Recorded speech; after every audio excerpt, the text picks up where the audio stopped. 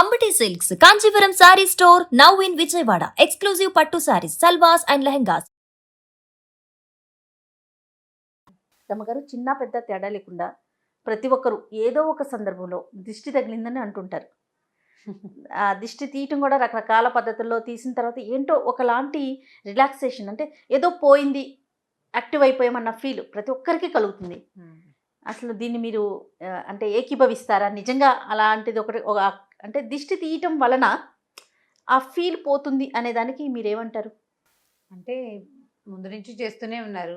మన పద్ధతుల్లో భాగంగానే ఉంది. అది పిల్లల కూడా ఒక భాగం. పెంపకంలో దిష్టి తీయటం కూడా ఒక భాగంగానే ఉంది. పాటిస్తారు జయ మా ఇళ్లలో కూడా. అంటే దీని మీద దాంట్లో ఉన్న సైన్సు అవన్నీ ఎప్పుడు పెద్దగా ఆలోచించలా.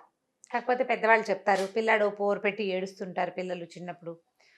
చాలామంది వచ్చారనుకో, ఎక్కువ మంది జనాలు వచ్చారు, నలుగురు అందరూ ఎత్తుకోవటం, వాటి వల్ల నలిగినట్టు అవుతారు పిల్లలు. చాలామంది రావటం, కబుర్లు చెప్పటం, పగలల్లా మెలకుగా ఉండటం, వాటి వల్ల కూడా సాయంత్రం అయ్యేసరికి తిక్కగా బిహేవ్ చేస్తారు. ఏదో దిష్టి తీస్తే పిల్లాడు తేలిక పడతాడు అంటారు. అయితే పసిపిల్లాడు ఇంకా తేరుకోలేదు, ఇంకా చిన్నపిల్లాడు, వీడికి ఏం దిష్టి అంటే మా చాకలు అనేది మా ఇంట్లో రంగమ్మని అమ్మ వాళ్ళ ఇంట్లో ఉండేది. పిల్లలు బాగుందన్నా దిష్టే, పోగుందన్న పిల్లాడు ఏమిటి ఇలా బక్కగా ఉన్నాడు అన్నా కూడా దిష్టేనమ్మా అని. బాగుందన్నా దిష్టే, పోగుందన్నా దిష్టే. తల్లి దిష్టి ఎక్కువ కూడా పడుతుంది అంటారు. అందుకని ఎంతసేపు పిల్లాడిని ఎత్తుకుని ముద్దులాడకూడదు, వాడిని పడుకోబెట్టి పని చేసుకోవాలని కేకలేసేవాళ్ళు. ఎంతసేపు ఒళ్ళో పెట్టుకుని పిల్లలకి వేసి చూటాలు అవి చేయనిచ్చేవాళ్ళు కాదు పాత రోజుల్లో. ఇప్పుడు దానికి ఎలా చెప్తారంటే, ఏవో రకరకాల విషయాలు వింటూ ఉంటాం వీటి మీద. నాకు అర్థమైంది చెప్తాను. మామూలుగా మనకి శరీరం, బాడీకి ఒక కాంతి శరీరం, ఒక వలయంగా మనకి శరీరం బయట కూడా ఒక కాంతి శరీరం ఉంటుందని చెప్తారు. ఆరా అంటాం దాన్ని. అవును. ఈ ఆరా పదం వింటూనే ఉంటాం కదా. మనకి దేవీ దేవతల వెనకాల ఇలా మెరుపు వచ్చినట్టుగా వేస్తుంటారు. మానవ శరీరాలకు కూడా ఉంటాయి. ఇప్పుడు ఎవరైనా పదే పదే మన గురించి మాట్లాడినా, మన కేసు చూసినా, ఈ బయట ఉన్న ఈ ఔటర్ లేయర్ ఒకటి ఉంది కదా, మన శరీరాన్ని దాటి ఉన్నటువంటి ఆ కాంతి శరీరం, అది కొంచెం బ్రేక్ అవుతుందంటారు. ఈ ఆరా బ్రేక్ అవ్వటం వల్ల శరీరానికి బాధగా ఇబ్బందిగా ఉంటుంది. ఎప్పుడైతే మనం ఈ దిష్టి తీయటం లాంటి ప్రక్రియ చేస్తామో దాన్ని ఏమంటే ఆరా పుల్లింగ్ అవుతుంది అనమాట, లాగబడుతుంది. దాంతో మనకు ఒళ్ళు తేలిక వచ్చిన భావన వస్తుంది. ఇంతే ఇందులో ఉన్న సైన్స్. ముందు నుంచి చేసేవాళ్ళు 10 రకాలు 25 రకాల దిష్టిలు ఒక్కొక్క ఊళ్ళో ఒక్కో రకంగా చేస్తారు. కొబ్బరికాయలు దిగదుడుస్తారు, 3 సార్లు తిప్పడం చేయటం. సింపుల్ దిష్టి. మొదట ఉప్పు, రాళ్ల ఉప్పుతోటి తీస్తాం. రాళ్ల ఉప్పు నెగిటివిటీని పోగొడుతుందని నేను ఇదివరకు కూడా ఇల్లు తుడుచుకునేటప్పుడు రాళ్ళ ఉప్పు వాడండి అని చెప్పాను నేను. పోగొడుతుందని చెప్తారు. ఒకటి ఉప్పు. తర్వాత బాగా పసిపిల్లలు, చిన్నపిల్లలకైతే ఒక కర్పూరం బిళ్ళ పిల్లల చుట్టూ తిప్పి వెలిగిస్తారు. అవును అవును. ఆ వెలుగు ఆరిపోయేసరికల్లా పిల్లలు కొంచెం తేలిక పడతారని భావిస్తాం. ఇవి 2. ఇవి కాకుండా పిడకతోటి దిష్టి తీస్తారు. పిడక దిష్టి దిగదుర్చి వెలిగించి పక్కకు పెడతారు. అది మెల్లిగా కాలి ఆ పొగ అంతా అట్లా స్లోగా వెళ్ళిపోతుంది కదా, పిల్లలు తేలిక పడతారంటారు. ఊళ్ళల్లో అయితే మొదట చంటి పిల్లల్ని మొట్టమొదటిసారి ఇంట్లోకి తేగానే, మొదటి రోజే హాస్పిటల్ నుంచి తేగానే పేడ ముద్ద తీస్తారు. గుమ్మడికాయ కదా పేడ. మా ఊళ్ళల్లో పేడే తీస్తారు. మా అంకమ్మ పేడతోటే తీసేది, నాకు అదే గుర్తు. గుమ్మడికాయ తీయటం అవి పెద్ద రకంవి. పసిపిల్లలకి గుమ్మడికాయ తీయటం నాకు తెలియదు, మా ఊళ్ళల్లో లేదు. చెప్తున్నాను కదా, ఒక ఊళ్ళల్లో బొగ్గుతోటి తీస్తారు. బొగ్గు దిగదుర్చి నీళ్ళల్లో పడేస్తారు. ఒకటి కోడిగుడ్లు తీస్తారు, ఎండుమిర్చి తీస్తారు. ఎండుమిర్చి, వెంట్రుకలు, ఆవాలు, ఉప్పుగల్లు ఇవన్నీ కలిపి ఒక పళ్ళ నిండా పోసి వీటన్నిటిని దిగదుర్చి పొయ్యిలో పడేస్తారు. ఏదైనా కూడా మన తాలూకు చుట్టూతా, నా శరీరం చుట్టూతా ఉన్న ఈ కాంతి వలయాన్ని ఈ దెబ్బల నుంచి కాపాడడమే, దాన్ని పుల్ చేయటం బయటికి. దానివల్ల శరీరానికి కొంత స్వస్థత వస్తుందని భావిస్తారు. నీళ్ళతో కూడా నీళ్ళతో తీసేది చెప్తాను నేను. పిల్లలు ఎక్కడైనా పడిపోయారనుకో, కింద పడతారు. పడినప్పుడు ఏంటంటే నేల గ్రహాలు ఉంటాయని పదే పదే పడుతూ ఉంటారు పిల్లలు. ఈ నేల మీద పడిన పిల్లలకి ఏం చేస్తాం, ఒక చిన్న చెంబు నిండా నీళ్లు దిగదుడిచి ఎక్కడ పడ్డారో మనకు తెలుసు అనుకో, అక్కడ పోసేయటం. ఎక్కడ పడ్డారో పోసేస్తే ఇంకా మళ్ళీ పడకుండా ఉంటారని ఒకరు చెప్తారు.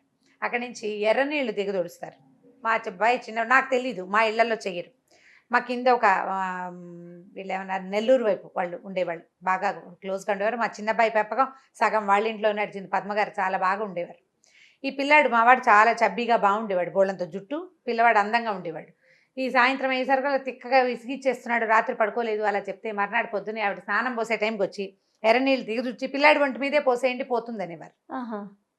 స్నానం చేసేటప్పుడు దిగదుడటం, వాడి భుజం మీద పోసేయటం, మా తర్వాత మామూలు నీళ్ళతో స్నానం చేయటం, తేలిగ్గా ఉంటాడని సందంతా తిరిగేవాడు మావాడు.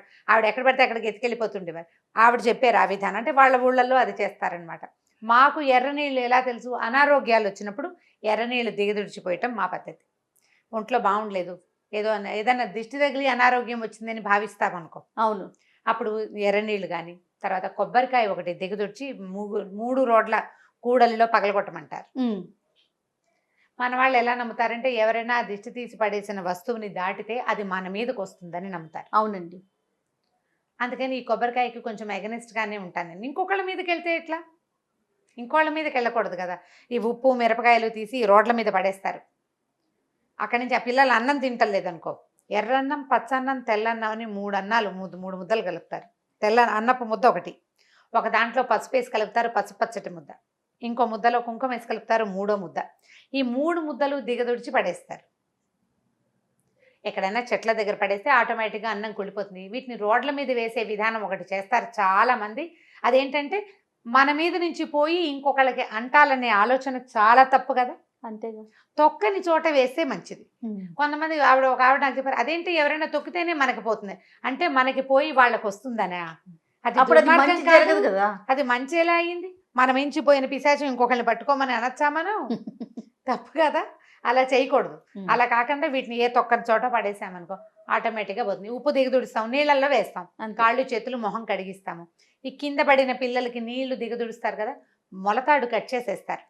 పిల్లలు కనుక మొలతాళ్ళు ఉంటే అలవాటు ఉందనుకో, మొలతాడు చేతికి ఏదైనా కట్టుంటే ఆ తాళ్ళు తీసేసి ఫ్రెష్ తాడు కట్టుకుంటారనమాట. ఆ తాడుతోటి పోతుందంటారు. అనారోగ్యం వచ్చిన పిల్లలు కూడా వారం రోజులు జ్వరం వచ్చింది, జ్వరం తగ్గాక తలంటి పోసామనుకో, కాస్త నెత్తికి నూనె రాసి ఒంటికి నూనె రాసి పిల్లలు కోసం ఫ్రెష్ అవుతారు పిల్లలు. అప్పుడు ఈ ఒంటి మీద ఉన్న మొలతాడులు, చేతికి కట్టిన తాయెత్తులు అవి తీసేయాలి, మళ్ళీ కొత్తవి కట్టమంటారు.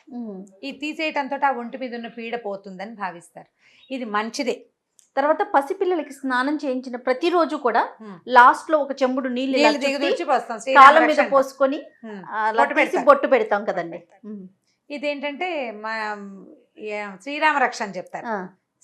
శ్రీరామ రక్ష, నూరేళ్ళాయుషు, శతాధికాయుషు, పూర్ణాయుషు అలా చెప్తారు. చాకలు కూడా చెప్పేది మా చిన్నప్పుడు. మాకు కూడా అదే అలవాటు. శ్రీరామ రక్ష అంటే ఈ తెంబు తిప్పిన నీళ్లు పిల్లవాడిని రక్షిస్తాయని, వాడి ఆరా పుల్ అవుతుంది, ఇతరుల దృష్టి నుంచి కొంత తప్పించుకోగలుగుతాడు. ఇప్పుడు ఇతరులే కాదు, మనమే పిల్లడు బాగా చబ్బిగా ముద్దుగాను, లేకపోతే బాగా అల్లరిగాను, బాగా కొడుతుంటే ముద్దుకి పదే చూస్తాం పిల్లల్ని, మనమే చూస్తాం కదా. అన్నిసార్లు చూసేసరికి పిల్లవాడు అలసిపోవచ్చు. అందుకని ఒక ముద్ద ఎక్కువ తిన్నా కూడా పిల్లలు అబ్బా తినేసారంటామా, అప్పుడు వెంటనే అన్నం కూడా ఆఖరి ముద్దలు దిగదొచ్చి పడేసేయటం. అవును, ఇప్పుడు ఇవన్నీ మన ఇళ్లలో ఉండేవే, చాలా మంది చేస్తారు. అవును, ఇప్పుడు దాన్ని ఓపెన్గా చెప్తే మా ఇళ్లలో అలవాట్లేదంటారు. కానీ అవేంటి, అందులో ఏముంది సైన్స్ లాంటివి వాదించే వాళ్ళు కూడా వాళ్ళ అమ్మలు డెఫినెట్గా ఇవన్నీ చేస్తారు. ఇప్పుడు బాగా నువ్వు నమ్మవు అనుకుందాం పోని, ఇవన్నీ హంబక్, వేస్ట్, ఇదంతా ఏం లేదు, ఊరికే రమ్మగారు అరగని చెప్పారు కానీ సోదంటుంది. ఇప్పుడు నువ్వు అన్నావు మీ పిల్ల సాయంత్రం సచ్చేలా ఏడుస్తుంది, ఏం చేసినా తగ్గదు.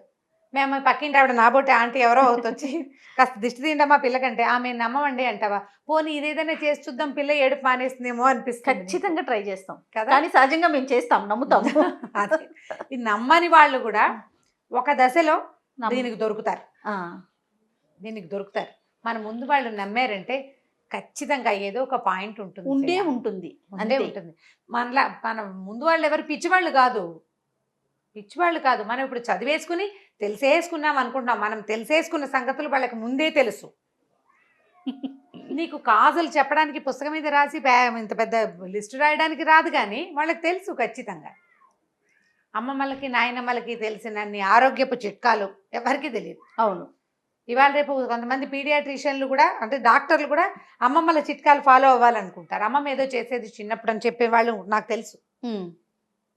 వీళ్ళు సొంతంగా వైద్యం చేసుకోగలిగి కూడా నా అమ్మమ్మ చిట్కా కావాలి, ఎందుకంటే అది ఖచ్చితంగా ప్రూవ్ అయిన మెథడ్. కాబట్టి ఈ ప్రూవ్ అయిన ఈ విధానాన్ని వాడుకోవచ్చు. కార్లకి కడతారు, బళ్ళకి నిమ్మకాయలు కడతారు, ఏవేవో బోల్డన్ చేస్తాం. షాప్ ఓపెన్ చేసే ముందు దిష్టి తీసి బయట వేస్తారు. సినిమాలకు గుమ్మడికాయ కొట్టడం అనేది ఒక పెద్ద ప్రోగ్రాము. మరి అందరూ చేస్తూనే ఉన్నాం కదా. చిన్న పని, ఒక చిన్న క్రియ, దానివల్ల ఏదైనా ఒక ఉపశమనం లభించేటప్పుడు ఎందుకు చేయకూడదు మనం మాత్రం? దానివల్ల ఎవరికి వచ్చిన నష్టం ఏం లేదు కదా. కానీ ఇందులో మీరు ఒక వ్యాలిడ్ పాయింట్ చెప్పారు రమ్మగారు. మన దిష్టిని తీసి రోడ్ల మీద వేయకూడదు, వేయకూడదు. అది చాలా ఇంకొకరికి అంటుతుంది అని మనకు తెలిసి ఇప్పుడు కూడా ఎలా అంటే చూడు, పడేశారు అనుకుందాం, ఆ, దాని మీద చెప్దాం పాయింట్. చీవెళ్ళ దుంపల దగ్గర ఎవరో పడేశారు దొంగ మొహాలు అని తొక్కిన వాళ్ళు, దాటిన వాళ్ళు, చూసిన వాళ్ళు తిడతారు. తిట్టుకుంటాం. ఇప్పుడు వాళ్ళ తిట్లు ఎవరికి తగులుతాయి? ఎవరు పడేశారో వాళ్ళకే కదా తగలాలి. వాళ్ళు రోడ్డు మీద అన్నారు మాకెందుకు తగులుతుందని నువ్వు అన్నట్టయితే నువ్వు పడేసింది పోతుందని ఎలా నమ్మేవు నువ్వు? అంతే అంతే కదా. పడేస్తే పోయేది, తిడితే వస్తుంది. కాబట్టి ఇతరులతో శాపనార్థాలు పెట్టించుకోవద్దు. దానికన్నా తీసుకోకపోవటం మంచిది కదా. తీసుకోకపోవటం మంచిది. ఒట్టి నీళ్లతోటి వాటితోటి ఏమీ రాదు. ఎదురుగుండా ఒక పిల్లాడు వచ్చాడు, మనం ఒక చెంబు నీళ్ళు దిగి చూసి బాకెట్లో పోసాం, దానివల్ల ఎదురింటికి పక్కింటికి వచ్చేసేది ఏముండదు, మాకేదో వస్తుందని అనుకుంటారు. వాటితోటి ఏం రాదు. ఇలా పదార్థాల మీద నుంచి చేయకూడదు. నీళ్ళతోటి నీళ్ళే ఉంది, కాసేపట్లో ఎండిపోతాయి. కానీ ఇప్పుడు ఈ నిమ్మకాయలని, కోడిగుడ్లని, కొబ్బరికాయలని, ఎండుమిర్చి అవి ఎక్కడికి పోవు కదా. అందుకని అలాంటివి చెయ్యొద్దు.